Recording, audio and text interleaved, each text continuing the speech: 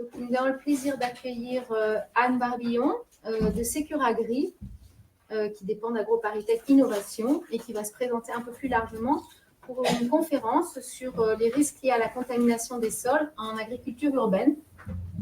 Donc, elle est spécialiste, Anne est spécialiste, et elle vous parlera d'un guide que j'ai tiré, qui, bon, peut-être tu donnes des détails là-dessus, mais que j'ai tiré ici pour que vous ayez un peu une idée, vous pouvez le faire passer. Et puis, de toute façon, elle est là pour la discussion, comme d'habitude, répondre à vos questions et vous présenter très pédagogiquement ces questions de contamination. Bonne conférence, je suis assise là. Bon, vous connaissez plus ou moins. Ah, je ne sais pas, est-ce qu'il y a des gens qui ne connaissent pas Solembille?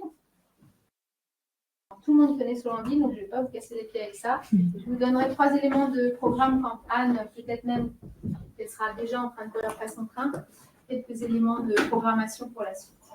À tout à l'heure. Je crois que je suis là. Merci, bonjour à toutes et à tous. Je suis donc, oui, Anne Barbillon. Moi, je suis chercheuse en agriculture urbaine et ma spécialité, en effet, c'est le sujet de la pollution des sols et évidemment le lien entre cette problématique et les activités diverses d'agriculture urbaine au sens large. Qui inclut dans notre définition scientifique à la fois les projets avec des dimensions professionnelles, mais également les jardins collectifs, donc familiaux, partagés par exemple, et les autres formes qui existent en France. Et donc au sein d'AgroParisTech Innovation, on a développé un dispositif qui s'appelle Securagri, qui nous permet de faire à la fois de l'accompagnement. On accompagne des collectivités, des acteurs divers et variés qui ont besoin, qui sont confrontés à cette problématique et qui nous sollicitent pour les accompagner dans le diagnostic de sol, quelles sont les questions à se poser quand on est confronté à une contamination et comment surtout appréhender cette problématique pour essayer de trouver des solutions, adapter potentiellement les usages à la qualité des sols, enfin bref, essayer de voir comment on évalue et comment on gère cette problématique. C'est d'ailleurs le titre de la présentation d'aujourd'hui. Et donc, pour finir sur Securagri, voilà, une grosse part de notre activité, c'est de l'accompagnement, mais on fait aussi des séminaires de transfert de connaissances. En gros, on essaye de sensibiliser et donner à voir les travaux dans lesquels on est impliqué, et donc toujours sur cette thématique, principalement aux collectivités pour le coup. On essaye de leur transmettre tout ce qu'on sait sur la question pour qu'ils puissent ensuite appréhender sur des sujets plus opérationnels le sujet avec des outils en fait, pour appliquer des bonnes pratiques.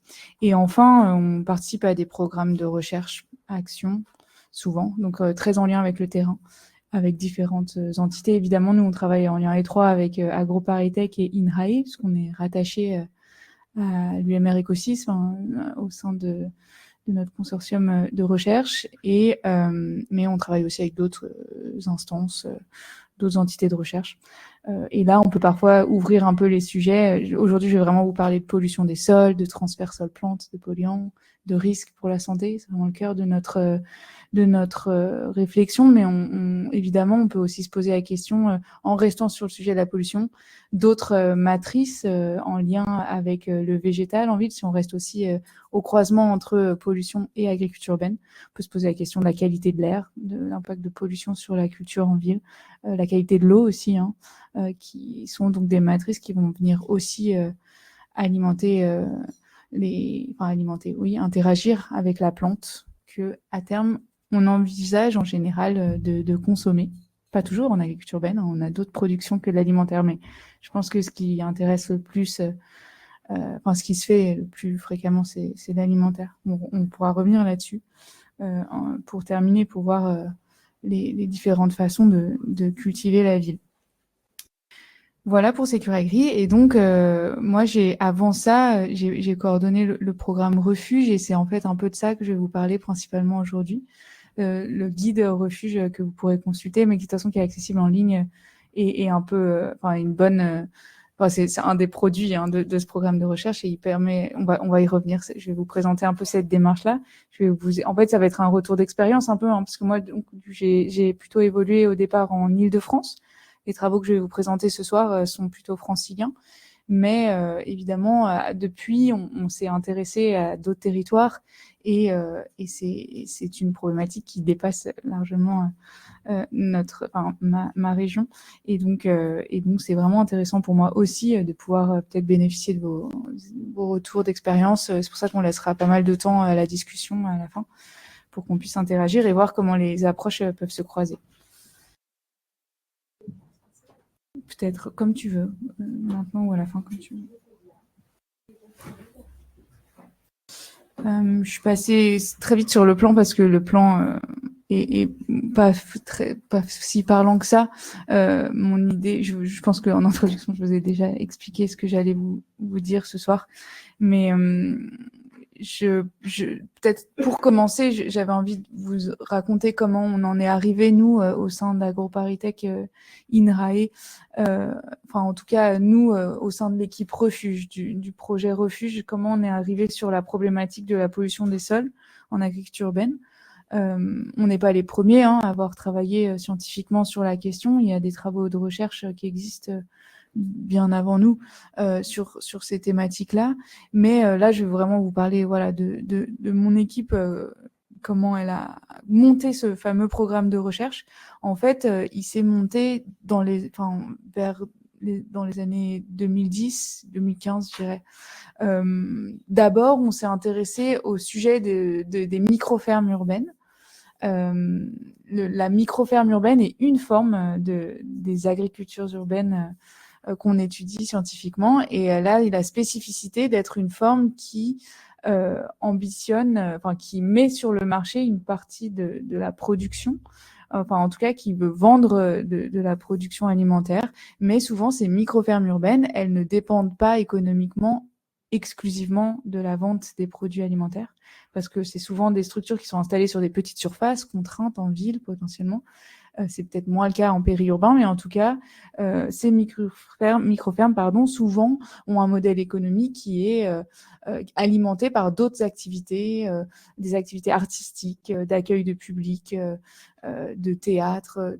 On peut envisager, je pense que si vous avez des exemples en tête, vous voyez que c'est souvent des structures avec des modèles multiples et qui rendent différentes fonctions, et pas que de l'alimentaire. Et donc, quand on s'est intéressé à ce concept de micro-ferme urbaine, on a pu évidemment aller en rencontrer un certain nombre. Et là, je vous présente l'image, c'est donc le rapport d'une de mes collègues qui aujourd'hui dirige la FOP, l'Association française d'agriculture urbaine professionnelle. Et donc, Anne-Cécile, à l'époque, avait produit ce rapport qui, je pense, est toujours accessible en ligne sur le fonctionnement et la durabilité des micro-fermes urbaines. Et donc, dans ce cadre, dans le cadre de ces travaux-là généraux, on a pu suivre un certain nombre de micro-fermes, et en fait, on s'est rendu compte, en réalisant des analyses dans certaines de ces fermes, qu'il y avait un sujet on s'intéressait avant tout à la qualité agronomique des sols à l'époque, mais on a eu les moyens aussi de regarder, d'analyser les métaux, les éléments traces métalliques dans le sol. Et on s'est rendu compte que dans certaines des fermes, et c'était pas que quelques fermes, il y en avait un certain nombre où il y avait une contamination aux éléments traces. Et donc là, face au caractère démuni des acteurs, que ce soit les micro-fermes urbaines ou les collectivités propriétaires ou gestionnaires des terrains, on s'est vraiment rendu compte qu'il y avait un manque de connaissances sur ce sujet-là et qu'on ne savait pas trop comment appréhender le sujet. Et c'est là où on s'est dit, bon, il y a quelque chose à faire et on va monter un projet de recherche spécifique sur cette question. Et donc vraiment notre question de recherche initialement, très ancrée, très, très inspirée de ce qui remontait du terrain, c'était comment évaluer et comment gérer les risques pour la santé humaine liés à la présence des polluants dans les sols, dans des micro-fermes urbaines. On a fait face, oui, effectivement, à en fait aussi une difficulté vis-à-vis de la réglementation qui ne donne pas, vous devez le savoir, de seuil qui encadrerait ce qu'on a le droit, à partir de quelle teneur on n'a plus le droit de cultiver des sols urbains notamment. On n'a pas de seuil comme ça en France. Il y a d'autres pays où c'est différent, mais chez nous, on réfléchit plutôt avec une démarche au cas par cas. Et donc, on ne s'arrête pas à la concentration dans les sols et on va le voir, on étudie, on va un peu plus loin sur l'évaluation des risques.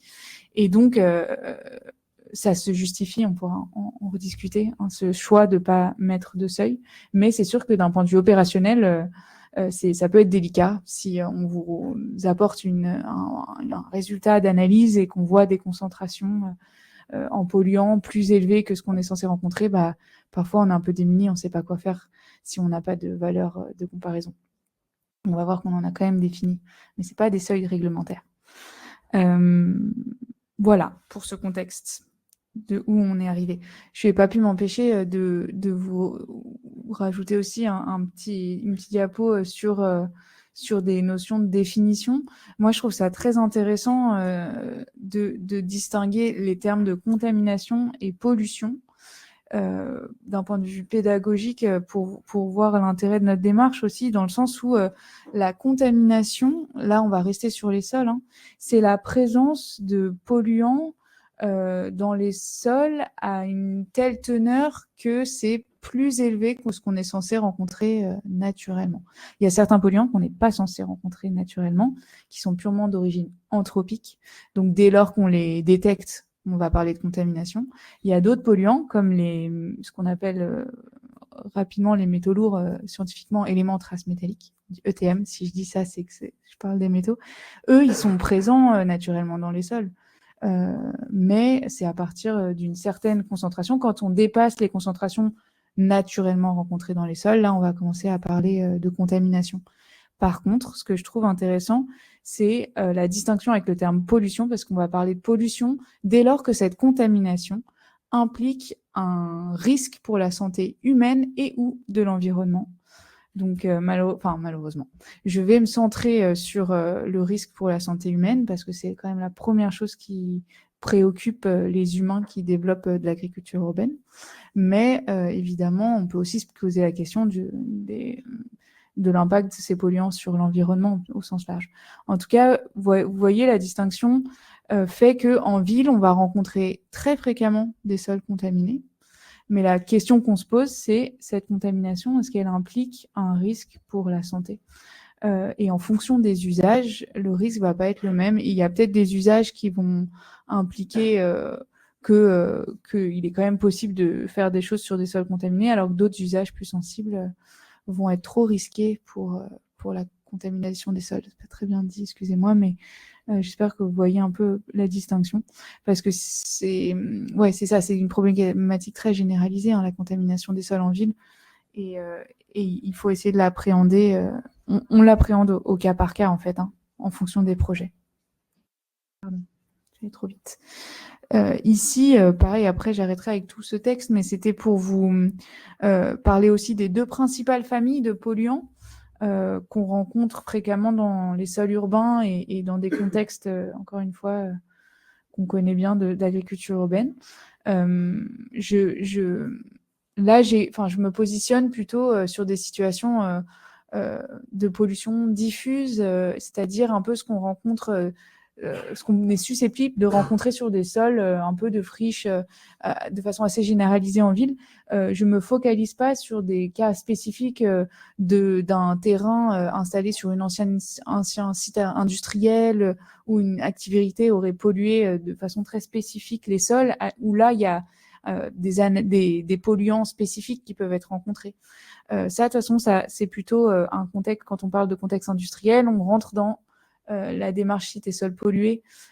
Et là, on a un cadre, pour le coup, beaucoup plus strict pour gérer les anciens sites industriels, globalement, et d'autres cas spécifiques. Mais donc, si on sort de ces cas spécifiques et qu'on est plutôt sur des sites où, bon, il n'y a pas eu forcément d'usine sur le terrain, mais juste le fait d'être en contexte urbain a pu impacter les sols et on retrouve des contaminations. Les contaminants qu'on retrouve fréquemment sont les éléments traces métalliques, je vous en ai déjà parlé. Et donc là, j'en cite quelques-uns. En Île-de-France, notamment, pour le coup, les 5 qu'on rencontre le plus fréquemment, ce sont le plomb, le mercure, le cadmium, le cuivre et le zinc. Donc ça, c'est un peu spécifique, à l'Île-de-France. Dans d'autres régions, on pense à l'arsenic, notamment, c'est un métal qu'on peut rencontrer aussi naturellement dans des concentrations plus fortes qu'en Île-de-France, dans d'autres régions. Mais donc voilà, déjà dans cette famille de polluants métalliques, on a des polluants qui vont chacun avoir leur spécificité. Le plomb, c'est un polluant qui est peu mobile, c'est-à-dire qu'il va, de façon générale, moins être transféré à la plante que le cadmium. Le cadmium, à l'inverse, est très mobile. Et donc, dans les sols, souvent, on a des concentrations plus fortes en plomb qu'en cadmium, nettement. Mais pour autant, dans les légumes qu'on analyse, parfois, c'est le cadmium qui va être plus présent dans les plantes parce qu'il est plus mobile. Bon, ça, c'est un exemple. Il y a plein de cas de figure. C'est souvent le plomb, honnêtement, qui va en ville, qui nous embête le plus. Mais aussi, mais on va y revenir parce qu'on ne va pas s'intéresser que à la consommation des légumes en termes de risque. Mais on y reviendra après. Et aussi, le plomb, le mercure, le cadmium, c'est des éléments traces qui sont pas utiles pour le corps humain ni pour les plantes. Alors que le cuivre et le zinc sont des oligoéléments. Et donc, eux, ils sont utiles si on veut rester sur la plante, pour la croissance de la plante. Pour autant, c'est toujours une question de dose. S'ils sont trop élevés en concentration, ils peuvent devenir toxiques. Et donc, mais bon, eux, clairement, quand on parle de risque sanitaire, en général, c'est pas eux qui tirent le risque, c'est plutôt les non désirés comme le plomb, cadmium, arsenic, mercure. Je reviens pas sur le fait, je vous ai déjà parlé du fait qu'eux, ils étaient présents naturellement. Donc, c'est pas surprenant quand même d'avoir des traces de ces éléments quand on fait une analyse. Par contre, l'autre famille de polluants qu'on rencontre fréquemment aussi, alors là, pour le coup, c'est une grande famille, les polluants organiques. On peut regrouper plein de types de polluants là-dedans. Mais ceux qu'on regarde, en tout cas, très fréquemment en agriculture urbaine et qu'on retrouve, ce sont les HAP, pour hydrocarbures aromatiques polycycliques. Je ne vais pas développer les noms de molécules qui se cachent derrière les 16 HAP qu'on regarde en routine, qui ont des noms qui ne seraient pas retenus. C'est pas forcément... vous avez quelques exemples, en dessous. En fait, je vous ai mis quelques exemples de molécules pour vous montrer que là, quand on parle de polluants organiques, ce sont des molécules composées d'atomes de carbone et d'hydrogène. Et donc, c'est pas comme les métaux qui sont des éléments d'une autre complètement, différents, quoi. Les polluants organiques, pour leur part, certains peuvent être retrouvés naturellement dans les sols, d'autres sont, je vous l'ai déjà dit aussi, mais d'origine purement anthropique. Et pour certains, ils peuvent se dégrader dans les sols. Ils peuvent, comme c'est des chaînes carbonées, ils peuvent être mangés par la vie des sols et dégradés, là où les éléments traces, ça marche pas comme ça. Donc souvent aussi, on est embêté parce que les métaux, une fois qu'ils sont là dans les sols, c'est difficile, très difficile de les faire sortir, de dépolluer les sols. Je suis sûre qu'il y aura une question là-dessus, on pourra y revenir pendant les échanges. Mais voilà pour les polluants. En routine, nous, on analyse les métaux, les HAP et les hydrocarbures totaux. C'est aussi un type de polluant organique. Maintenant, je voulais aussi prendre un peu le temps de vous parler de l'origine des polluants, parce que du coup, je vous ai listé tout ça, mais d'où ça vient? Enfin, pourquoi on en retrouve plus en ville que dans d'autres milieux? C'est notamment, c'est un combiné de pas mal d'activités en fait qui peuvent être retrouvées de façon assez dense en ville. Le transport en ville, il y a beaucoup de voitures. Bon, encore une fois, vous allez voir que ces origines de pollution, on peut les retrouver un peu partout, mais je pense que vraiment ce qu'il faut retenir en ville, c'est le côté dense de toutes ces activités. Transport, on pense aux voitures qui ont quand même roulé au plomb pendant un certain nombre d'années, et donc ça a pu déposer ce polluant qui nous embête tant en ville sur les sols aux alentours. Mais il n'y a pas que le plomb, les voitures continuent de dégager des polluants et donc il n'y a pas qu'elles, il y a aussi tous les autres modes de transport qui peuvent rentrer en jeu. Ensuite, on a le chauffage urbain. Vous avez dû entendre parler parfois de villes qui peuvent restreindre les feux, même de cheminées de particuliers, parce qu'en fait, ça peut polluer si tout le monde fait des feux en même temps. Ça peut vraiment polluer l'air, et ensuite les dépôts peuvent, si on revient toujours à nos sols, les sols sont des éponges, hein, donc ils vont capter tout ce qui se dépose dessus et ils vont les garder. On a aussi les activités, alors là, de façon un peu large, hein. Industrielles, évidemment, c'est ce que vous aviez dû avoir en tête, ça peut polluer l'environnement, mais des activités plus artisanales ou de services peuvent aussi malheureusement polluer l'environnement.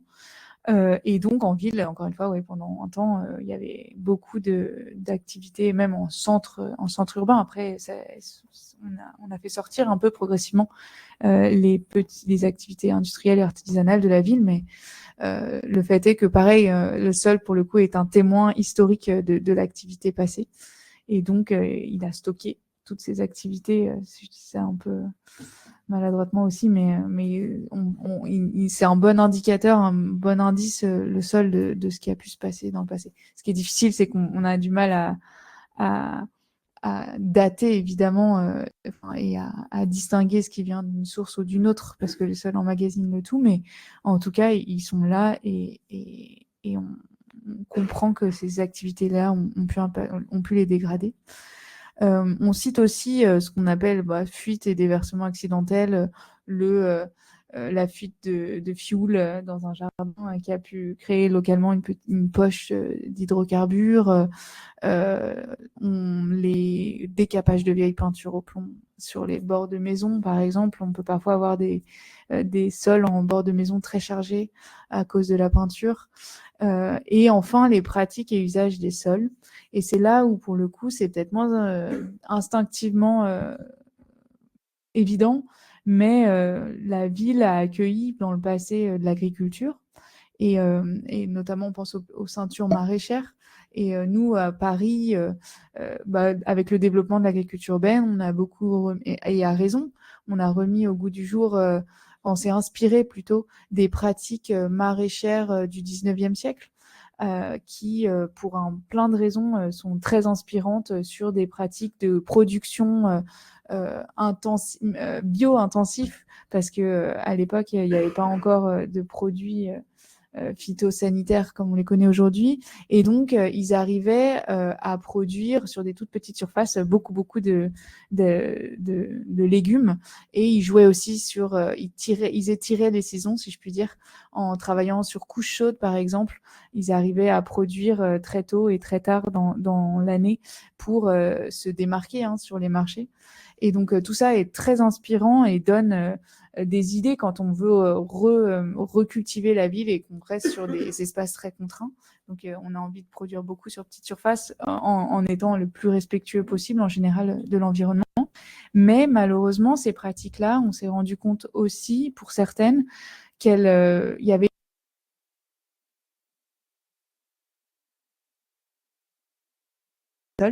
et c'est pour ça que je mets cette image qui est assez parlante, c'est l'usage des gadous. Donc à Paris, pareil, on a pas mal d'archives qui nous montrent que il y avait cette pratique depuis le Moyen-Âge, jusqu'au 19e au moins, où les maraîchers qui allaient vendre leurs légumes aux halles ne repartaient jamais les mains vides et récupéraient les gadous avant le tout à l'égout. On jetait par les fenêtres ces déchets, et il y avait des balayeurs qui faisaient des tas dans les rues de Paris. Il y avait les déchets et aussi le fumier des chevaux qui permettaient de se déplacer dans la ville. Et donc, on faisait des tas de matières organiques qui étaient récupérées par les maraîchers pour enrichir leur sol. C'était un cercle vertueux de réutilisation des déchets, économie circulaire. Mais malheureusement, ils n'étaient pas conscients qu'en faisant ça, ils ramassaient aussi, surtout alors là au 19e, où il y avait encore une fois pas mal d'activités artisanales, industrielles en plein dans la ville, ça ramassait aussi les polluants qui étaient potentiellement drainés ou stockés aussi dans ces déchets. Et en fait, c'est plus parlant au XXe siècle, on pense aux boues de stations d'exploration qui ont pu, elles aussi, polluer des terres. Maintenant, c'est très encadré, on continue à utiliser. Ça reste intéressant de réfléchir à comment revaloriser les déchets pour essayer d'avoir des cercles vertueux comme ça, et que les déchets puissent servir à nourrir in fine. Mais voilà, évidemment, on se pose de plus en plus de questions sur comment on encadre ces pratiques pour ne pas trop charger les sols en polluant. Donc voilà, cette pratique qui, nous, en fait, on rencontre beaucoup de sites en Île-de-France situés sur d'anciens terrains maraîchers qui sont vraiment en prise avec la problématique des métaux à cause de l'usage des gadous. Voilà. Il y a d'autres pratiques, évidemment, plus récemment, mais on sait que les produits phytosanitaires peuvent aussi apporter leur lot de polluants s'ils sont utilisés massivement pendant longtemps. Et on a d'autres, on donne d'autres. Enfin, là, j'ai parlé beaucoup des pratiques agricoles, mais on peut aussi évidemment penser à d'autres façons de remanier les sols. Je pense en ville, il y a beaucoup le sujet du remblaiement. Pour construire des bâtiments, pour construire la ville, on creuse et on déplace des terres. Et pendant un temps, ça aussi, c'était peut-être pas forcément aussi bien encadré qu'aujourd'hui, et on pouvait ne pas avoir la traçabilité qui nous permet de se dire ah tiens, on a apporté ce lot de terre, mais d'où vient-il? Et peut-être que nous, on a des cas de sites remblais, avec des remblais très pollués, mais on est incapable de dire d'où vient le remblai. Et vu les teneurs qu'on retrouve, on soupçonne fortement que ça vient d'un site anciennement industriel. Donc ça, c'est aussi des pratiques qui nous posent des problèmes parce qu'on n'aime pas avoir aucun indice de l'origine. On va y revenir sur la première étape pour nous, qui est de se poser la question de d'où peut venir la dégradation des sols. Voilà, je vous ai listé globalement les principales. Il peut y en avoir d'autres, évidemment, hein, mais origine des polluants qu'on rencontre en ville. Ça ajoute à ça, mais c'est bien lié au remaniement des terres. Les sols urbains peuvent être très hétérogènes. C'est pour ça qu'on a beaucoup de mal. Il y a des chercheuses qui travaillent maintenant sur vraiment spécifiquement les sols anthropisés et les sols urbains. Mais c'est sûr que dans le passé, les profils de sol, on connaît, on peut dire décrire simplement, pas simplement, mais on peut décrire des profils de sol forestiers différents d'un profil de sol de prairie et de sol agricole, je sais pas, de plantation, de céréales versus verger. Mais par contre, le profil de sol urbain, parfois d'un mètre à l'autre sur le même terrain urbain, on peut avoir des horizons de sol complètement remaniés et parfois complètement uniques parce que la ville s'est construite sur elle-même et qu'il a pu avoir beaucoup de mouvements. Et donc, ça rend l'étude des sols urbains assez complexe, mais pas moins passionnante. Et donc, là, j'en arrive un peu au point où j'ai essayé de vous poser un peu les bases de la question des pollutions. Mais là, on peut essayer d'aller au-delà de « OK, il y a la potentiellement présence de polluants ». J'en profite parce que je suis allée très vite dans le vif du sujet. Évidemment, c'est souvent le jeu de ces présentations, on rentre dans le côté un peu négatif, hein, qui peut faire peur, et le point noir, un des points noirs qu'on peut rencontrer en ville quand on a envie de développer l'agriculture urbaine. Mais quand même dire que tous les sols urbains ne sont pas pollués. Là, le jeu, c'était de vous présenter cette problématique, et donc moi, j'y vais à fond, si j'ose dire, et je vous présente tout ce qui peut arriver quand on se pose ces questions-là. Mais heureusement, on rencontre aussi des sols sains, et il n'empêche que c'est quand même une problématique généralisée, donc ça vaut le coup de monter dedans. Et évidemment, j'y reviens pas non plus, mais si on s'intéresse aussi finement à ces questions-là, c'est aussi parce qu'on sait par ailleurs tous les bénéfices qui peuvent être rencontrés, même pour la santé humaine. Quand on jardine, il y a des bénéfices pour la santé mentale, la santé physique. Et donc, on aimerait avoir des outils qui nous permettent de contrebalancer. Là, je vais vous présenter un peu des outils qui nous permettent d'évaluer les risques pour la santé. Mais j'ai malheureusement aujourd'hui pas d'outils qui me permettent de croiser cette approche-là avec une approche santé positive. Quels sont les bénéfices? Par ailleurs, il y a des travaux qui démontrent scientifiquement les bénéfices des pratiques de jardinage sur la santé. Mais aujourd'hui, on a encore du mal à croiser les deux. Bon, une fois que j'ai dit ça, je reviens sur mes sujets plus risque santé. Et je passe à ma diapo qui est peut-être la plus dur. Non, je sais pas, mais là, on va vraiment. Enfin, je vais pas creuser non plus le sujet santé humaine. Je suis pas médecin. Je vais juste vous aborder quelques notions qu'on traite quand on va jusqu'à ce niveau de réflexion. Mais pour passer de la concentration à la notion de risque, en fait, pour simplifier, on peut dire que le risque pour la santé, il dépend à la fois du danger, la présence des polluants, ici dans les sols, voire dans les légumes, mais relié à l'exposition. Risque égale danger fois exposition, c'est quelque chose qu'on voit de façon très schématisée parfois. Et c'est important, c'est intéressant d'avoir ça en tête parce que du coup, le risque, ça revient à ce que je vous ai dit en introduction, il n'est pas le même en fonction des usages. Et donc, si on revient à risque, danger fois exposition, l'exposition elle-même, donc le danger, la concentration, si on simplifie, on se dit la présence du polluant sur un site donné, il est là en telle concentration, certes, ça c'est un fait. Par contre, l'exposition, elle va dépendre des cas d'études. Je suis jardinière et je viens tous les jours sur mon jardin et je mets les mains dans la terre et je consomme beaucoup de végétaux de mon jardin. Je suis plus exposée que si je suis un visiteur qui vient une fois dans l'année pour découvrir et qui cueille une tomate. L'exposition n'est pas la même non plus si je suis adulte ou enfant. Les enfants en bas âge, on dit souvent moins de 7 ans, c'est la population la plus sensible. On inclut aussi les femmes enceintes. Ou susceptibles d'avoir un enfant. Et ça, c'est ce qu'on appelle population sensible parce que les enfants en bas âge leur développement est en cours et donc il peut y avoir des dommages encore plus importants avec la même concentration. Donc le risque est plus important. Et donc, une fois que je vous ai dit ça, on rentre dans cette notion de risque. Et donc, les expositions, on considère différents types d'expositions. Là, on se met vraiment dans le cas d'étude, il y a un sol contaminé et un usage envisagé ou existant d'agriculture urbaine.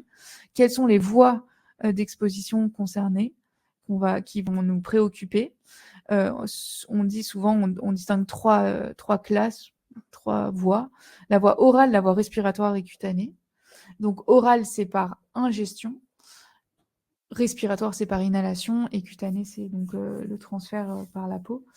Et en fait, je vais dans ce détail-là, c'est juste pour vous expliquer qu'on a des outils qui nous permettent d'évaluer quantitativement les risques sanitaires. Et dans ces outils, on va considérer ces voies et on va avoir des outils de calcul qui vont nous dire, voilà, par la voie d'ingestion, je peux calculer si le risque est acceptable ou non, par la voie d'inhalation aussi. Honnêtement, en France, la voie cutanée, dans nos domaines, on l'appréhende pas bien encore. Donc, c'est pas une voie qui est prise en compte dans nos calculs. Mais par contre, les deux autres fois, elles sont prises en compte. Et là, je rajoute aussi une notion qui est pas forcément très instinctive, mais dans la voie orale, évidemment, la première chose en ingestion que vous allez me dire, c'est oui, le risque en agriculture urbaine, c'est de faire pousser des légumes dans des sols pollués et que les légumes soient pollués et après je mange des légumes pollués. Donc oui, c'est une voie qui nous intéresse et qu'on va creuser, mais c'est pas la seule. Et il y en a une autre qui est tout aussi importante, voire parfois même limitante. C'est la voie d'exposition au sol lui-même, aux poussières de sol quand on jardine. Pour celles et ceux qui jardinent ici dans cette salle, vous en avez conscience. Même si c'est pas fait exprès, on ingère des particules de terre. Parce que on met les mains dans la terre, on a les mains sales et après sans même y penser, on touche notre visage et il y a des envols de poussière. Et quand on remue la terre, bref, on peut avoir de la terre un peu partout, sur le visage, etc. Et en ingérer. Et en fait, dans nos calculs de risque, on se rend compte que cette voie-là, parfois, est parfois aussi importante que le risque d'ingérer. Ça tire le risque autant que l'ingestion de légumes, voire parfois même plus. Parfois, même juste le fait de mettre les mains dans la terre, dans des sols avec des teneurs importantes en polluants, peut être problématique. Donc, c'est hyper important de prendre ça en compte avant d'installer un projet. Et encore plus pour les enfants en bas âge qui mettent tout à la bouche. Donc, du coup, et en plus, qui sont plus sensibles. Donc, vous imaginez bien, il y a un vrai sujet. D'ailleurs, c'est des problématiques qu'on peut se poser même dans des cas d'espace vert. Même des cas d'espace vert engazonné, si on découvre une pollution, on peut se poser la question du risque d'exposer les usagers. Là, ce petit schéma, je trouvais ça intéressant quand même peut-être de revenir, puisqu'on a le temps, sur comment la plante et potentiellement, elle capte les polluants. Et donc, là, on a un pied de tomate et on voit que le pied de tomate, il va, par ses racines, puiser des polluants qui sont présents dans le sol, qui vont rentrer par les racines et ensuite, la plante, elle va les déposer, les stocker dans ses organes et notamment, elle va les stocker dans ses feuilles. D'où le fait que les légumes feuilles sont connus pour accumuler plus les métaux lourds que les légumes fruits, qui sont les légumes qui accumulent le moins les métaux lourds. De façon assez générale, encore une fois, c'est des grandes tendances. Ça dépend des polluants, ça dépend aussi des conditions et du niveau. Enfin, évidemment, ça peut pas être, si le sol est vraiment très pollué, la tomate va quand même accumuler aussi. Mais il n'empêche qu'on connaît maintenant ces grandes tendances de le légume feuille accumule plus que le légume fruit. Et le légume fruit, c'est en fait le fruit, l'organe reproducteur de la plante. Donc, elle va lui envoyer que des éléments, enfin, au maximum des éléments utiles pour sa survie. Et donc, c'est pas là où stratégiquement elle va stocker le plus de métaux. Alors que les feuilles, elles ont d'autres, elles sont indispensables aussi pour la photosynthèse, etc. Mais là, la plante peut y stocker d'autres éléments indésirables. Et après, on a les légumes racines qui accumulent pas mal aussi les polluants. Mais eux, c'est peut-être pour une raison plus physique, si j'ose dire. C'est-à-dire que c'est la première matrice en phase avec le sol, quoi. Je trouve pas le mot, mais vous voyez ce que je veux dire. C'est le premier endroit où les polluants vont pouvoir se déposer. Mais bon, du coup, la plante, elle puise, en puisant ces éléments nutritifs du sol, elle va malheureusement aussi potentiellement puiser des éléments indésirables. Et il peut y avoir aussi les dépôts atmosphériques. Quand on analyse un végétal, un légume, on va pas avoir que ce qui vient du sol, on peut avoir aussi des polluants qui viennent du dépôt atmosphérique. Et on peut aussi avoir d'ailleurs ce qui vient de l'eau d'arrosage. Et enfin, on a l'effet, ce qu'on appelle parfois l'effet splash. Quand il pleut très fort, il y a des particules de sol qui vont se déposer sur les légumes. On voit, les légumes peuvent être sales après une grosse pluie. Et donc ça peut aussi venir contaminer rajouter la contamination sur les végétaux. Et en fait, nous, ce qu'on voit aussi quand on fait des comparaisons en laboratoire, on voit vraiment l'impact du lavage du légume. Quand on lave le légume, les teneurs sont nettement moins élevées que si on analyse un légume avec des particules de terre qui sont restées accrochées.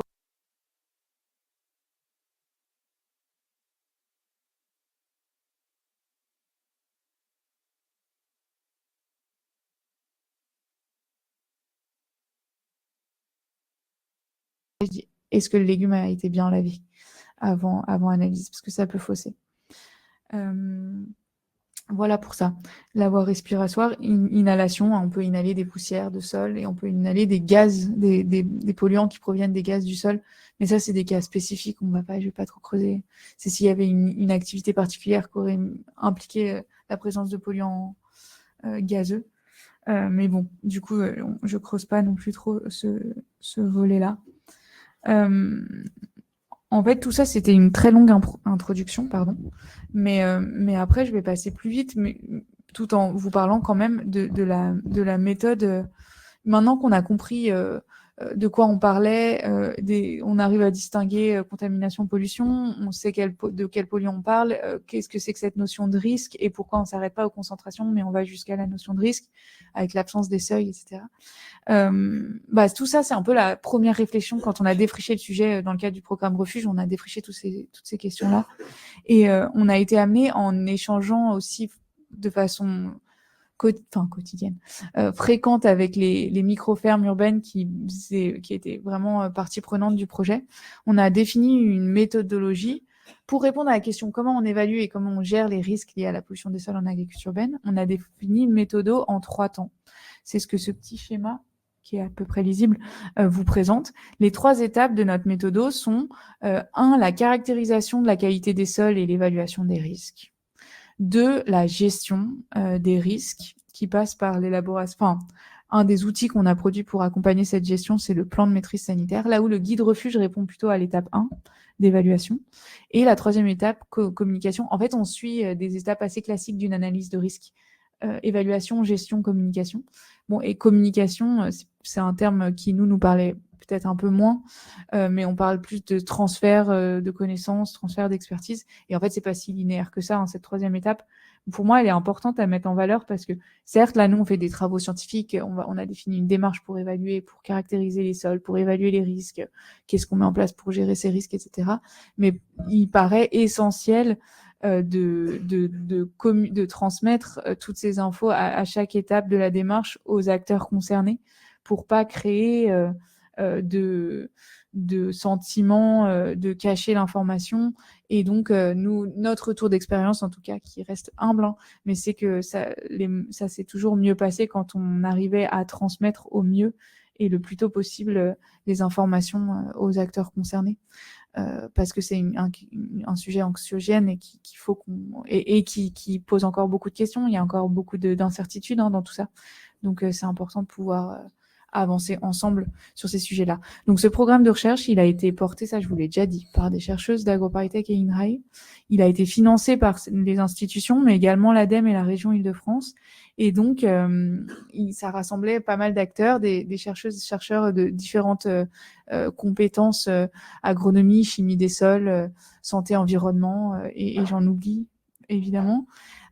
Mais aussi donc des acteurs de terrain et des instances qui nous apportaient aussi leurs expertises, l'Agence régionale de la santé, l'ADEME, l'INERIS, et pareil, je vous les cite pas tous, mais étaient vraiment là pour nous accompagner. On a essayé de mettre un maximum de gens autour de la table pour pouvoir proposer une méthodologie la plus cohérente possible. Et donc, les deux outils, ça y est, je crois qu'on en a assez parlé, permettent, ils sont accessibles en ligne, vous pourrez les consulter, de restituer la réponse à nos questions. Et donc, je me prends encore une petite dizaine de minutes pour vous présenter peut-être juste le contenu de ces outils. Là, si on reprend notre étape 1 de caractérisation de la qualité des sols et évaluation des risques, vraiment la première question, l'ensemble de questions qui est arrivé pour commencer, c'était OK, on soupçonne que les sols urbains peuvent être impactés par la pollution, mais comment on diagnostique correctement la qualité d'un sol? C'était pas du tout en fait évident.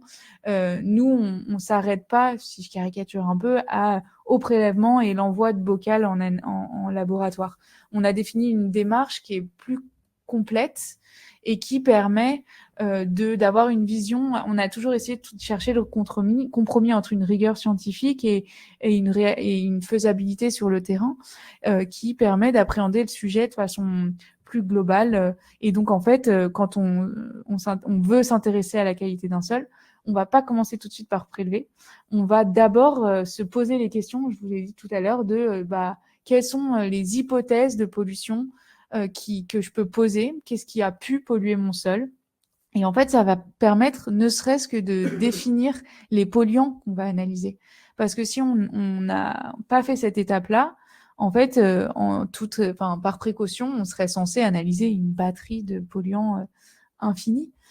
Sauf que si on fait une étude historique, une étude de l'historique de la parcelle de façon un peu rigoureuse, on peut poser des hypothèses et donc ensuite, à partir de ces hypothèses, définir la liste de polluants qu'on va analyser dans nos sols. Donc cette étape 1 là d'étude historique, c'est la première étape du guide refuge, elle est indispensable. Et elle nous permet ensuite de passer quand même à cette fameuse étape 2 qu'on a plus en tête, c'est l'agronome qui vient avec sa tarière, ce qu'on fait nous en routine, et on va prélever les sols. Et là, on va se poser la question, je vais pas détailler, j'aurai pas le temps, mais de quelle profondeur de sol m'intéresse? Est-ce que je reste sur la surface? Est-ce que je regarde l'horizon de ce qu'on appelle terre arable en milieu agricole, souvent entre 20 et 40 cm? Est-ce que je vais plus profond parce qu'on peut peut-être avoir des surprises dans le sous-sol et s'il y a des terres de remblai, il peut y avoir des pollutions en sous-sol. Donc on se pose vraiment cette question-là. On se pose aussi la question de est-ce que je fais des prélèvements unitaires, c'est-à-dire sur ma parcelle de 400 m², je fais juste un point et j'envoie au labo, ou est-ce que je fais des composites, c'est-à-dire je fais plutôt 10 points répartis aléatoirement que je vais mélanger pour avoir une vision composite d'une maille. Donc ça, c'est aussi des questions importantes. Le choix des polluants et et d'autres points clés que j'oublie là comme ça, mais qui sont détaillés un peu dans le guide refuge. Donc, c'est des questions, vous voyez que ça reste un peu complexe, quoi. On a pas mal de questions à se poser pour bien faire son diagnostic. Et une fois qu'on a bien réalisé tout ça et qu'on a envoyé les échantillons au labo, là aussi, ça demande une logistique à réfléchir de comment on s'assure que les échantillons sont bien conservés et arrivent à temps au labo, bref. Et après ça, on reçoit les résultats d'analyse et le labo, en général, il n'interprète pas. Certains le font un petit peu, mais c'est succinct. L'idée, c'est il y a vraiment tout un travail sur l'interprétation des résultats. Parce que là, on se retrouve avec plein de molécules, de noms de molécules et de chiffres, et on se demande qu'est-ce qu'on en fait. Et donc là, l'originalité quand même du guide refuge, parce qu'en fait, on n'est pas parti de rien, hein, on s'est inspiré évidemment de plein de travaux existants, notamment de la méthodologie nationale de gestion des sites et sols pollués. Le guide refuge suit quand même pas mal les lignes de cette méthode. Mais donc, du coup, l'originalité du guide refuge, c'est de proposer des valeurs repères, des valeurs de comparaison des résultats. Encore une fois, je ne vais pas parler de seuil parce que ce pas des valeurs réglementaires, mais elles nous permettent de comparer nos résultats à des valeurs qui existent. Et c'est la diapo juste d'après. Et juste, je termine sur cette diapo avec l'étape 4. Une fois qu'on a interprété les résultats avec nos valeurs de comparaison, on va arriver à des cas, dans le meilleur cas, on est en dessous de nos valeurs de comparaison, donc on n'a pas de problème de contamination. Le sujet de la pollution des sols n'est pas un sujet. On a les cas où les sols sont très, très, très pollués. Et là, on abandonne tout de suite. Ça, il faut un petit regard d'expert quand même, se dire à partir de quand on parle de teneurs vraiment très élevées. Mais on a pas mal de situations entre les deux, ce qu'on appelle un peu la zone grise, où là, on ne peut pas statuer à partir de la concentration. Il faut aller vers la notion de risque, et là, on va déclencher l'évaluation des risques, l'évaluation quantitative des risques, les calculs dont je vous parlais tout à l'heure. Et on va commencer à regarder un peu ce que je vous ai raconté tout à l'heure. Si vous avez envie d'en savoir plus, j'espère que c'est assez clairement détaillé dans le guide refuge. Mais donc, je reviens quand même, parce que je pense que c'est un des points qui peut vous intéresser si vous avez déjà vu un bordereau d'analyse sur ces fameuses VASO pour valeurs d'analyse de la situation en agriculture urbaine. C'est ces valeurs de comparaison qu'on a définies. Alors, je suis désolée, elles sont spécifiques à l'Île-de-France, notamment parce que de région en région, on n'a pas forcément les mêmes valeurs de fond. La VASO 1, pour les métaux, là, qu'on voit dans le premier tableau, c'est en fait les valeurs classiquement rencontrées, les valeurs raisonnablement hautes, classiquement rencontrées dans les sols agricoles en Île-de-France. Sauf que, donc encore une fois, dans votre région, c'est peut-être un peu différent. Donc, il faudrait avoir les valeurs adaptées à votre région pour savoir à partir de quand on parle de contamination ou jusqu'à quand on est dans ce qu'on retrouve naturellement dans les sols. Encore attention aussi à écarter les zones spécifiques en France où on peut avoir des valeurs extrêmes, des anomalies géochimiques qui font que, je sais pas, à un endroit précis, on a un endroit très très riche en métal par exemple, qui fausserait un peu. Il faut quand même rester sur des valeurs de fond généralisées. Bref, c'est encore un autre sujet. Mais donc du coup, on a ce premier jeu de valeurs, VASO 1, et en fait qui vaut aussi pour les HAP. Les HAP, c'est aussi des valeurs franciliennes de ce qu'on retrouve dans les sols classiquement agricoles ou naturels. Pour les HCT, un autre type de polluant, là en bas, le petit tableau, pour le coup, c'est une valeur qui peut être utilisée à l'échelle nationale. Et les VASO 2 aussi peuvent être utilisés à l'échelle nationale, parce que pour le coup, les VASO 2, elles ont été définies par un consortium d'experts sur un retour d'expérience qui dépasse l'Île-de-France. Mais donc du coup, comment on fait quand on a nos résultats?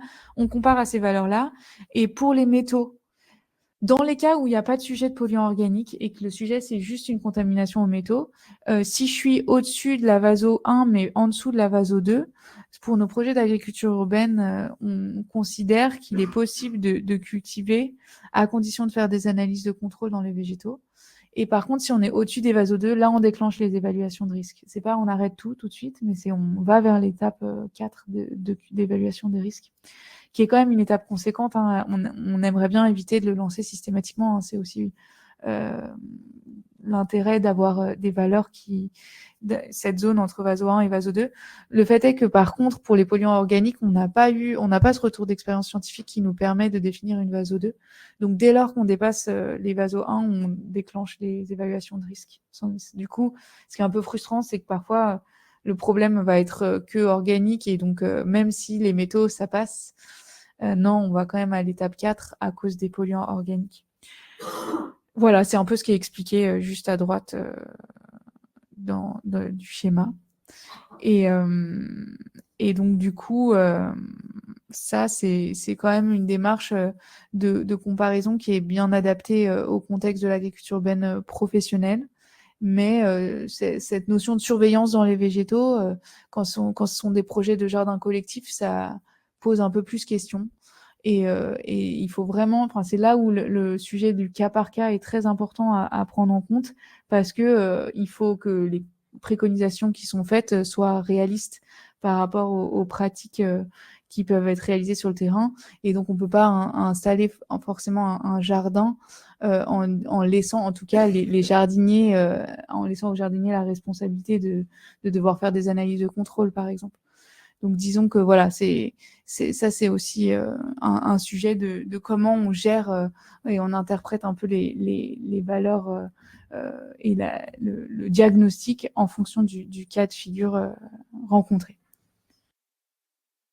Pardon, je vais trop vite. Là, c'est juste pour vous présenter rapidement le deuxième outil qui existe, le plan de maîtrise sanitaire, qu'on a aussi publié à la fin du programme Refuge. Et cet outil-là, il est plutôt construit en réponse à la problématique de comment on gère. Là, on se met dans des cas de micro-fermes urbaines professionnelles qui sont installées sur des sols contaminés et où le diagnostic a permis de démontrer qu'il était quand même possible de cultiver ces sols à condition de respecter des préconisations, là, qui sont au cas par cas, encore une fois.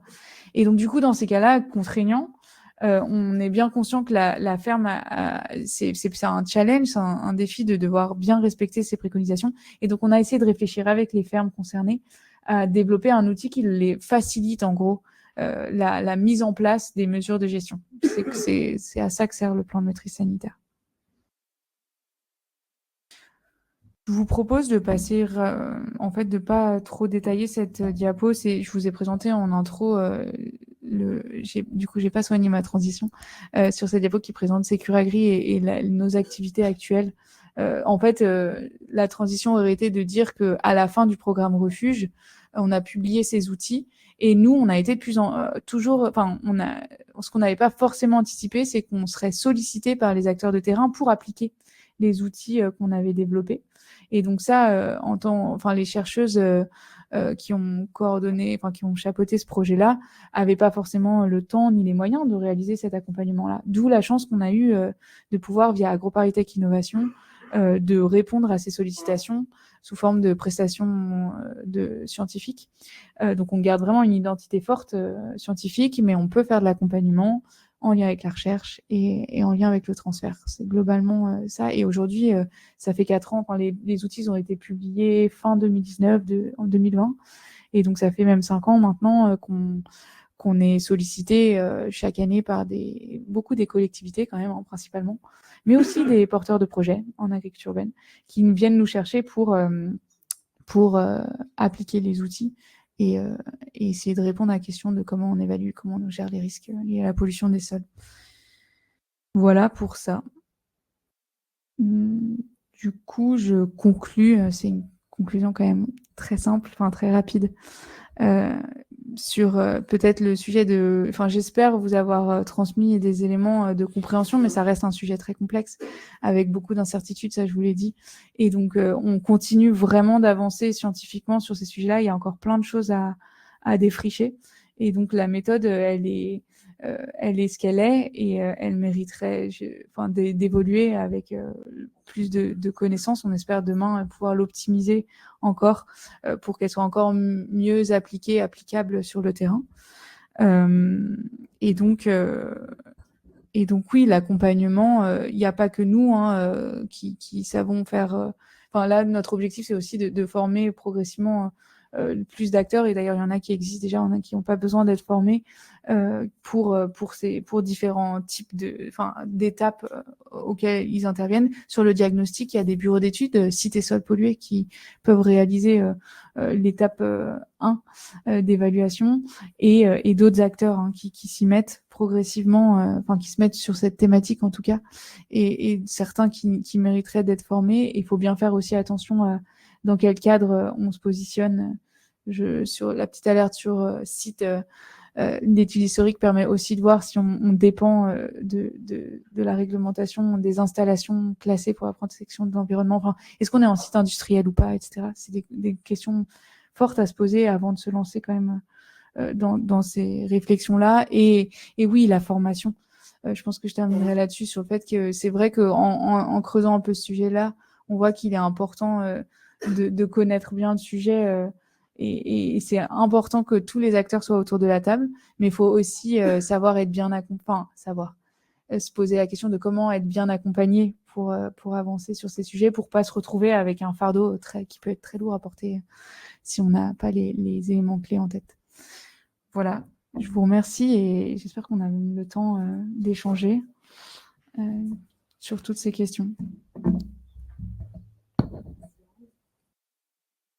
Je vous propose de poser vos questions si vous en avez. Si ça ne vous ennuie pas, d'allumer votre micro quand vous posez la question, non pas seulement pour vous entendre bien, mais pour que sur l'enregistrement, on entende la question. Voilà. On enregistre. Voilà, vous pouvez vous présenter si vous avez envie. Je ne sais pas, Anne, tu gères ça. Je gère ça. Bah oui, je vois une question. Oui, vous avez parlé de différentes adaptations possibles quand on a des sols pollués pour continuer à jardiner. Est-ce que vous pourrez développer les différentes possibilités qu'il y a, les contraintes à respecter, etc., pour éviter des risques sanitaires trop grands par la suite? Merci. Oui, tout à fait. Je peux vous donner des exemples d'adaptations qui vont, pareil, être préconisés au cas par cas en fonction des situations. Mais par exemple, évidemment, dans les meilleurs cas, on peut continuer à faire de l'alimentaire, du maraîchage ou de la culture de légumes potagers diversifiés. Donc ça, c'est les meilleurs cas en pleine terre, donc dans les sols en place. Ensuite, quand ça, c'est pas possible, on peut envisager de cultiver en bas hors-sol.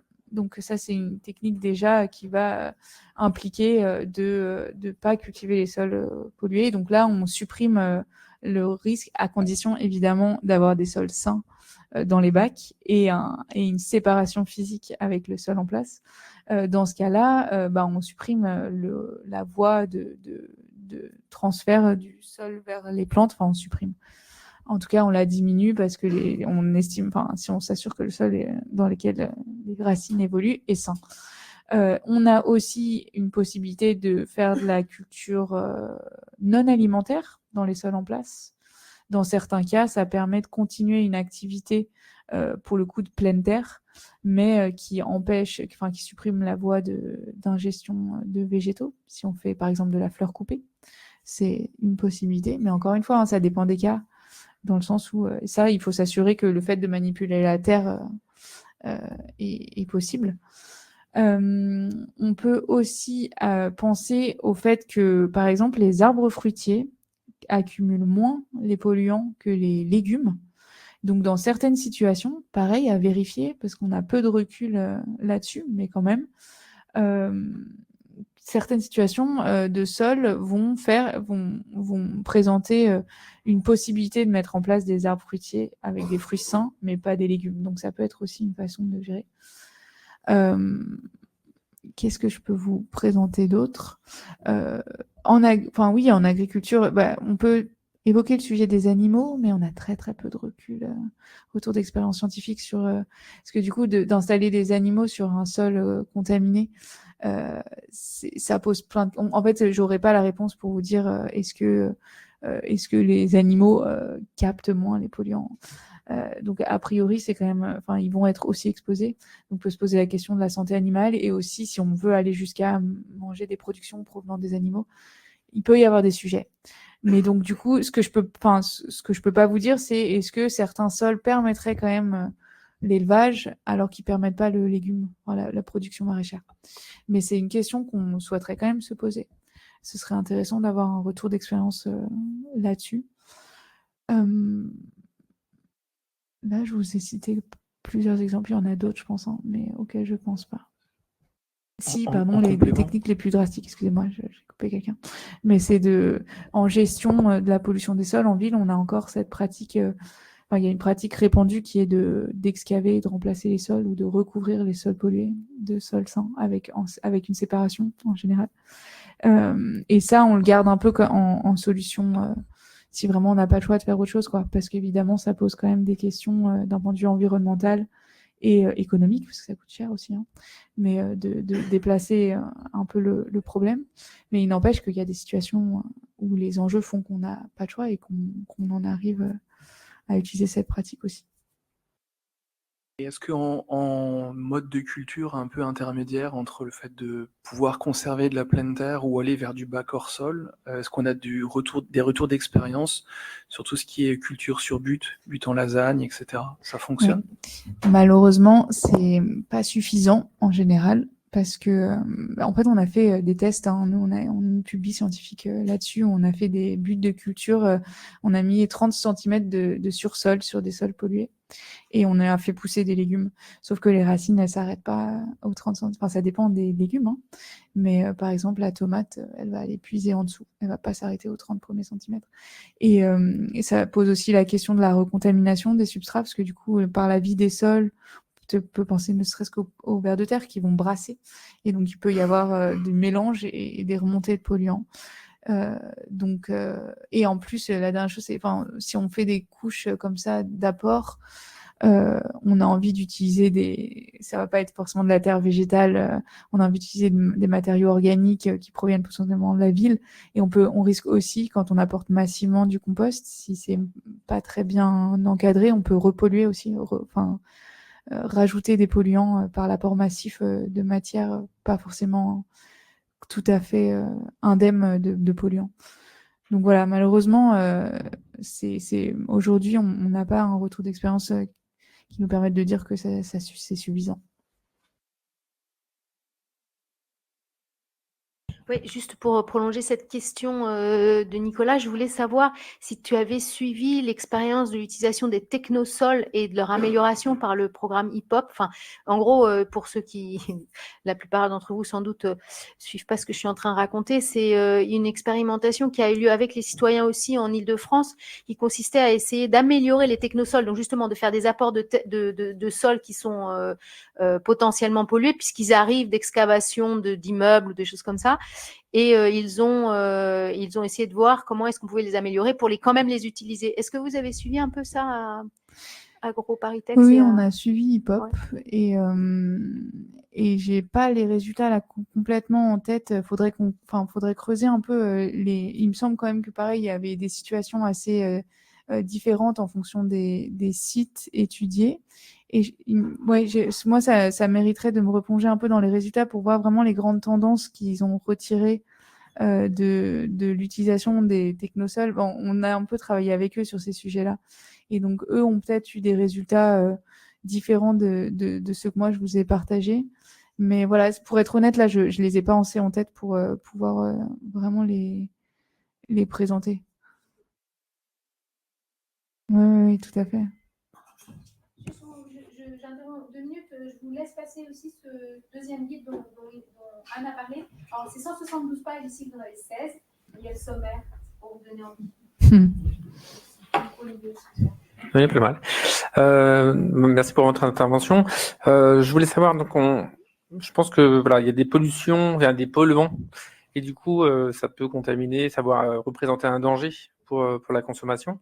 Mais du coup, il y a des solutions pour capter ces polluants. Vous avez parlé de certains végétaux, soit des feuilles, des racines et autres. Moi, j'avais entendu que les plantes aromatiques concentraient un grand nombre de polluants contaminants, donc il faut faire attention à ça. Mais du coup, il y a peut-être est-ce que vous pouvez évoquer peut-être quelques solutions pour capter ces polluants et faire en sorte qu'on s'en débarrasse avec le vivant in situ. Voilà, je sais pas. C'est vrai que j'ai pas évoqué le fait que les aromates sont ceux qui captent, enfin c'est les types de légumes, si on les intègre dans la famille des légumes, qui captent le plus les métaux. Donc, finalement, c'est souvent des feuilles. Donc, mais voilà, souvent on dit aromates, légumes, feuilles. Et le moins pire, les légumes fruits, comme je vous ai dit tout à l'heure. Mais donc, pour revenir à le sujet de la dépollution, c'était sûr que c'est normal, c'est un sujet qui vient tout de suite en tête. On a envie d'essayer de soigner les sols en dépolluant. Et donc, souvent, on parle donc de façon générale de phytorémédiation, si on parle de techniques douces. Alors, si on se focalise sur les plantes, il y a des travaux aussi qui souhaitent utiliser les champignons ou les micro-organismes. Moi, ce que je connais un peu, c'est le sujet de la phytorémédiation. Et donc, dans phytorémédiation, d'ailleurs, on a phytoextraction, on a aussi phytostabilisation et phytodégradation. Et donc, phytodégradation, comme son nom l'indique, c'est on essaye de dégrader les polluants dans les sols. Et quand je vous ai présenté la famille des polluants organiques, je vous ai dit que c'était des molécules qui pouvaient être dégradées. Donc là, de ce que c'est pas mon cœur d'expertise, mais de ce que j'ai entendu ou lu, il y a des techniques qui permettent aujourd'hui par les plantes de dégrader certains types de polluants organiques et qui fonctionnent et qui sont utilisés, appliqués sur des sites pollués fortement à des polluants organiques. Mais pour notre contexte souvent c'est les métaux qui nous embêtent en ville, sur nos petits terrains, souvent des petites parcelles très contraintes par la pression foncière en ville, par d'autres types d'usages qui sont susceptibles d'être installés sur des espaces comme ça nus, si j'ose dire, avec des grosses guillemets. Là, pour les métaux, on peut pas les dégrader. C'est ce que le fait par leur nature. Et donc, en plus de ça, pour certains d'entre eux, et en plus, celui qui nous embête le plus, le plomb, il est très peu mobile. Donc, on peut essayer de les pomper de les extraire grâce à des plantes qui seraient appelées plantes hyper accumulatrices. Mais ça marche bien pour certains polluants. Il y a des travaux qui arrivent je pense aux travaux sur le nickel, où ils ont trouvé une plante qui captait beaucoup le nickel, et ça permet, sur des sites industriels fortement pollués, on peut capter le nickel et ensuite ils extraient le nickel des plantes et ils peuvent même le réinjecter dans l'industrie. Enfin, ça, c'est l'idéal, quoi. Sauf que, revenons à notre plomb, lui, il est difficilement capté par les plantes, et en fait, on dit aujourd'hui que ça peut prendre des centaines d'années, quoi, pour dépolluer un sol au plomb. Et déjà, c'est donc sur des pas de temps très longs. Alors, je pense en plus à des situations où nous, on est sur des sols modérément pollués quand même, relativement en général, quand on n'est pas sur des situations proches des pollutions industrielles. Et donc, du coup, ça peut prendre beaucoup de temps de dépolluer les sols avec des plantes au plomb. Et en plus de ça, se pose vraiment la question pour dépolluer, si on utilise la plante comme un outil dépolluant, ça veut dire qu'il faut faucher ou en tout cas extraire les plantes. Et à un moment donné, va se poser la question de qu'est-ce qu'on fait des plantes qui sont du coup considérées comme des déchets pollués.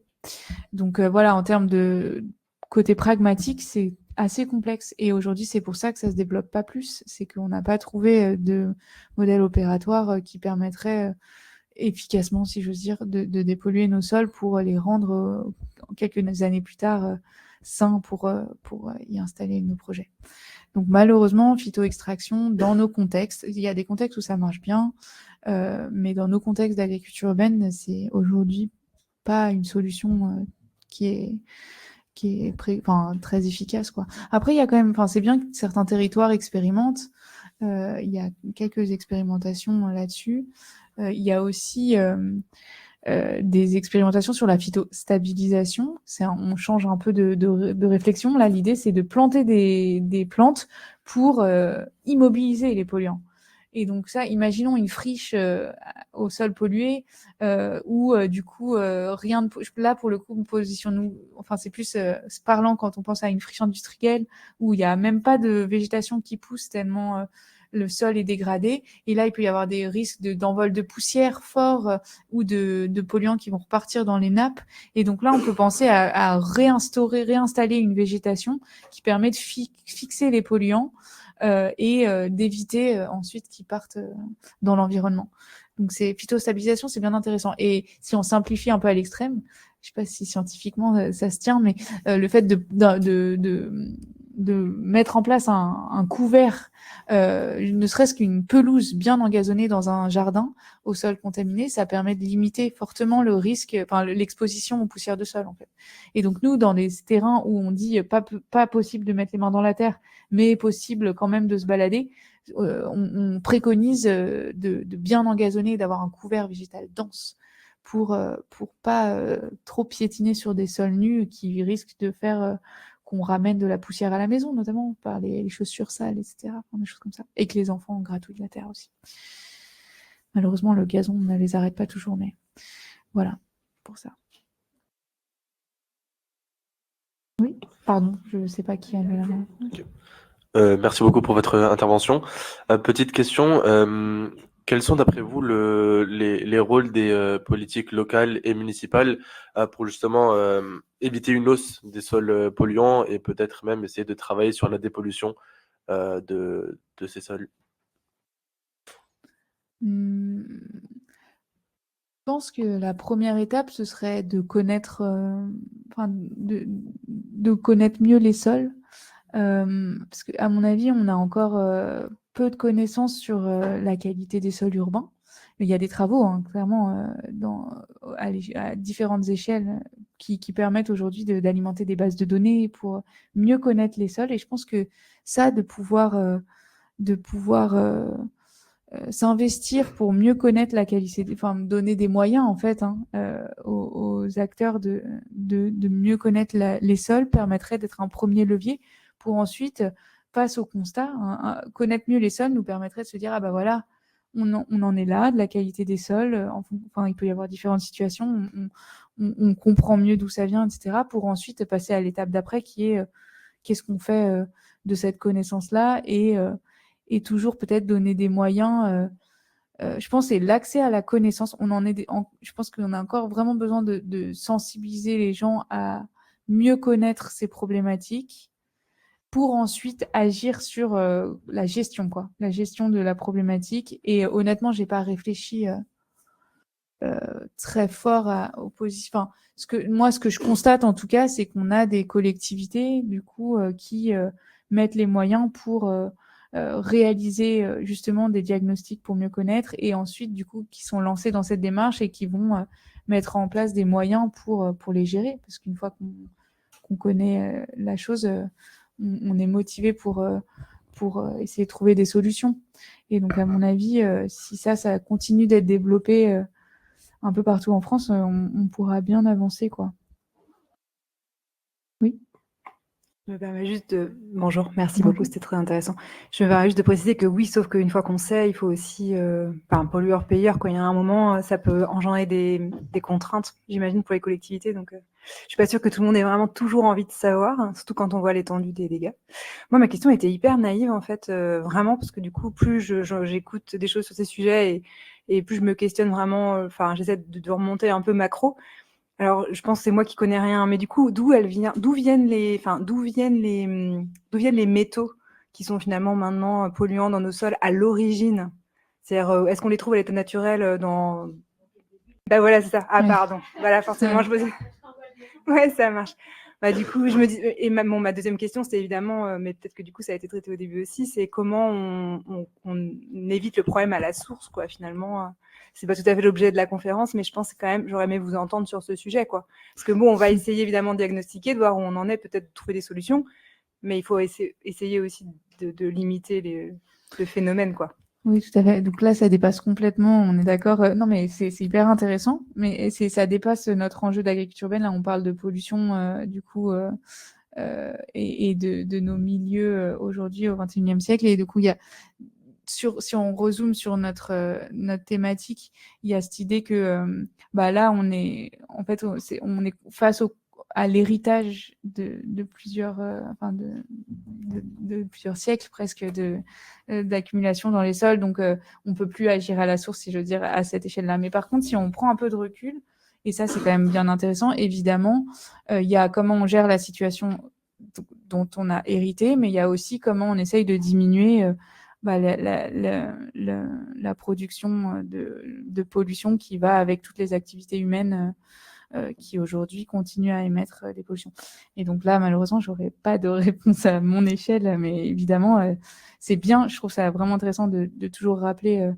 On travaille sur les conséquences, mais il faut pas oublier de penser à travailler sur à réduire à la source. Ouais, vraiment. C'est parlant pour les déchets, etc. Mais ça vaut aussi pour nos problématiques.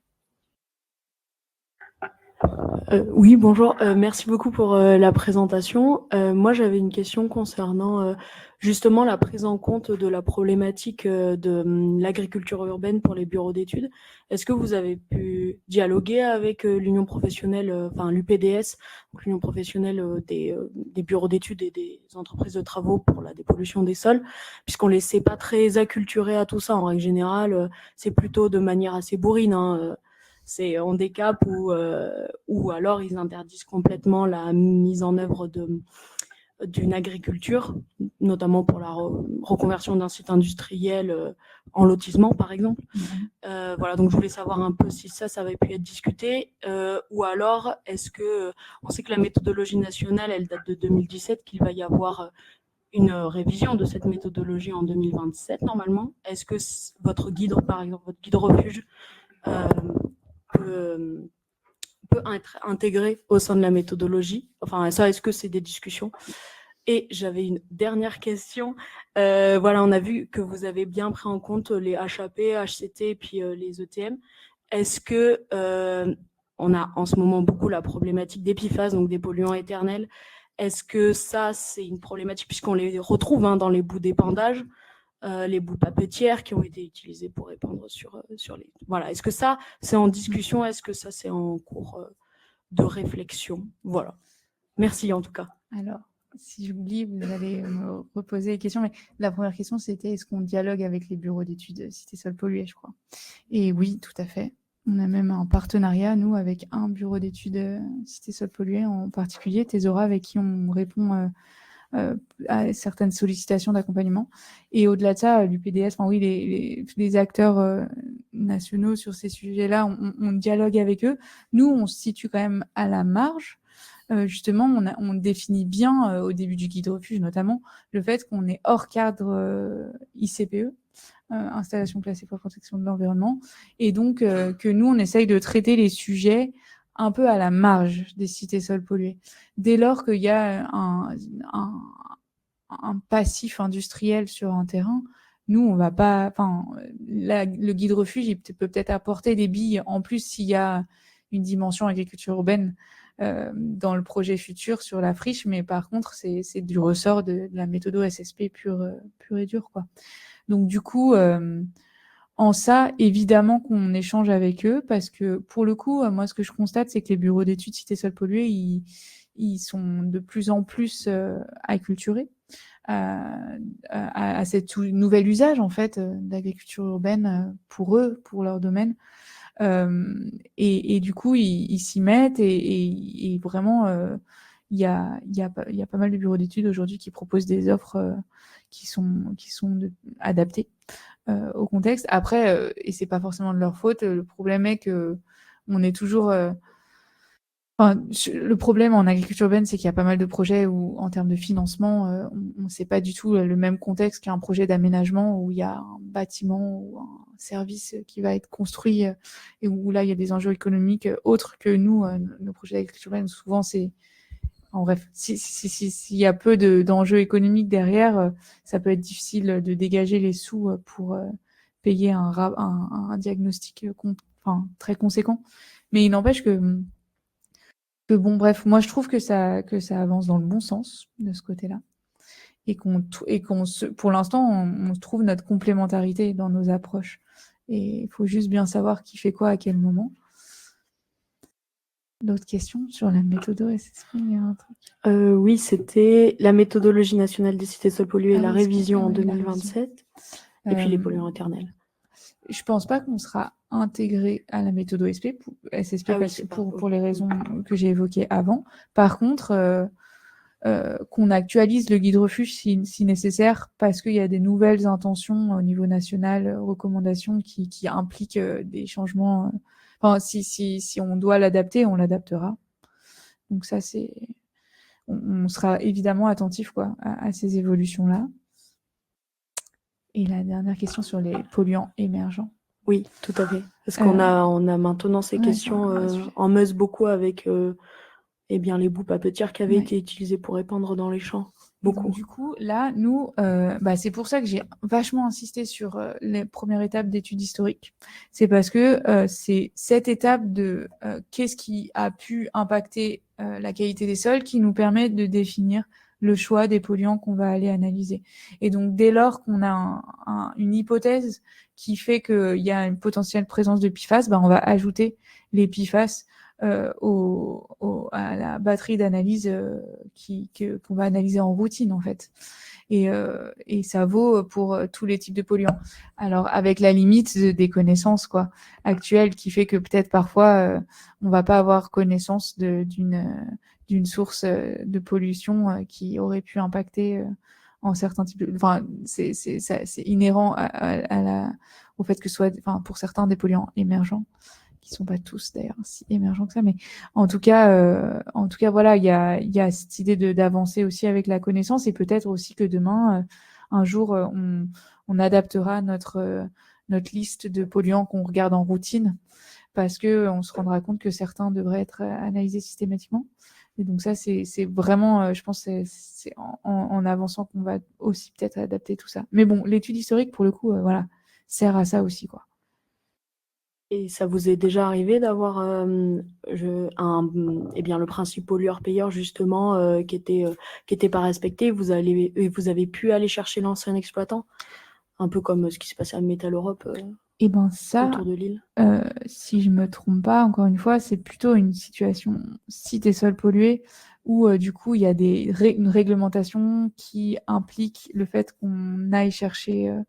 Je maîtrise moins bien ces sujets-là, mais si j'ai bien compris, c'est encadré, quoi. Et on peut aller chercher le dernier exploitant, etc.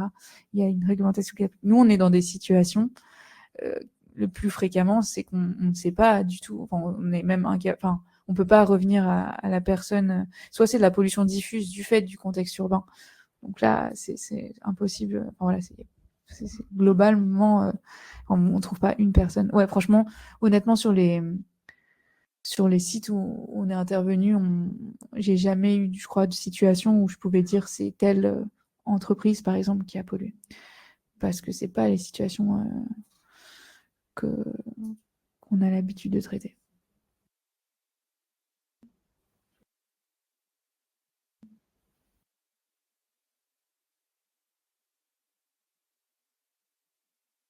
Une dernière question, peut-être? Oui, sauf s'il y a quelqu'un d'autre, mais sinon...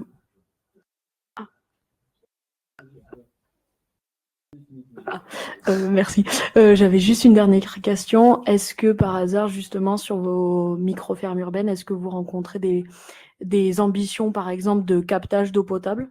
Parce que là, vous avez parlé que du sol. Ouais. Est-ce que vous faites également, avant qu'il y ait un forage, justement, une vérification sur la qualité des eaux souterraines? Là, c'est plus simple parce qu'on a des valeurs de référence, donc Ouais. c'est quand même plus pratique. Mais du coup, est-ce que c'est votre cas, vous allez échantillonner ou... Honnêtement, non. Ça Nous, vous est du jamais coup, arrivé? dans notre volet accompagnement de nos activités, sur le côté un peu opérationnel, on n'est pas compétent. Enfin, on n'a pas développé, en fait, on n'est pas compétent. Enfin, je pense qu'on pourrait développer ça, mais on n'a pas développé ce type d'accompagnement. Mais par contre, d'un point de vue plus scientifique, dans les projets de recherche, il nous est arrivé de vouloir être exhaustif, et du coup d'analyser l'eau pour voir ça pouvait être une source de pollution. Et on est amené à le recommander, mais on va plutôt renvoyer vers d'autres acteurs qui le font. Oui. Ça, ouais. Alors moi, j'avais besoin de savoir si vous avez déjà eu un retour sur l'utilisation du biochar pour éliminer les polluants, enfin dans la production de biocharbon, dans l'élimination des polluants, et autant aussi dans la façon de capter les polluants et de les stocker dans les sols. Enfin, si vous avez du recul sur le biocharbon dans ce sujet-là. Je suis désolée, mais pas trop.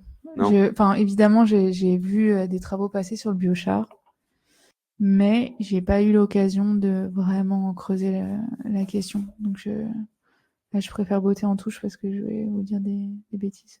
C'est bien dommage.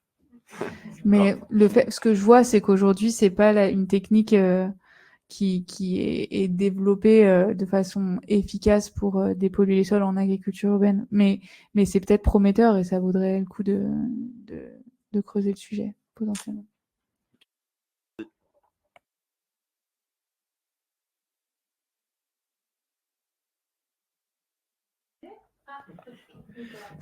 C'est l'architecte urbaniste qui va vous questionner. Je vais peut-être sortir un peu de votre domaine de compétences, en tout cas de la partie méthodologique appliquée à la production alimentaire en milieu urbain. Est-ce que vous pensez que les outils que vous présentez pourraient être utilisés aussi pour d'autres usages en ville? Je pense par exemple à un certain nombre de questions, en tout cas d'enjeux, qui deviennent assez prégnants avec les logiques de densification des usages en milieu urbain. Quid de la gestion, même peut-être de petites pollutions, mais pour des espaces de parcs, de jardins, espaces d'agrément, de loisirs, et aussi peut-être pour des dimensions au-delà de l'usage et du prisme anthropique. Quid de ce type d'approche pour du développement, par exemple, de biodiversité ou d'autres développements de nature, peut-être plus sauvages aussi en milieu urbain, où on sait qu'il y a un intérêt à aller vérifier la qualité des sols avant d'imaginer d'autres usages. Eh ben, moi, en restant humble, parce qu'on c'est pas le but quand on s'est intéressé au sujet de l'agriculture urbaine, mais j'aime bien penser que l'agriculture urbaine, c'est aussi un observatoire de pratique qui permet de soulever des questions et qui peut diffuser aussi des questionnements qui peuvent se poser dans d'autres situations que nos situations d'agriculture urbaine. Encore une fois, c'est une approche... on révolutionne pas tous les usages de la ville avec l'agriculture urbaine, mais en tout cas, là, le fait qu'en agriculture urbaine, on ait une dimension production alimentaire, ça a questionné la qualité des sols, et du coup, c'est un des usages les plus sensibles, disons-le, sur la pollution des sols, qui évoque tout de suite des potentiels risques pour la santé. Mais très clairement, ça soulève la question de, OK, j'ai parlé quand même de risque d'ingérer de la poussière de sol. J'ai dit que la pelouse n'était pas non plus suffisante dans tout, enfin ça limite beaucoup, mais il peut y avoir quand même des problèmes même sur des sols engazonnés. Donc ça veut dire que, bah oui, forcément, on peut se poser la question dans les espaces verts et donc d'autres types d'usages. Après, c'est pas l'outil, enfin, l'outil guide refuge comme il est publié aujourd'hui, il reste vraiment restreint à cet usage d'agriculture urbaine. Mais s'il peut servir à éveiller Bon, après, encore une fois, les collectivités, il y en a en France qui sont déjà très sensibilisées à ça, et il existe d'autres outils pour la gestion des espaces verts et des avis, notamment des instances hautes autorités de la santé ou enfin bref, des instances qui vont émettre des avis pour ces types d'usages. Donc il y a des choses existantes, et si en plus, voilà, en lisant le guide refuge, on peut y puiser certains éléments, tant mieux. Et il faut croiser, je pense, toutes les infos. Donc il n'est pas applicable aux autres usages, mais il peut peut-être, j'espère, donner quelques pistes de réflexion. À l'inverse, on s'est nous aussi inspiré de ce qui existait déjà sur d'autres usages, en fait.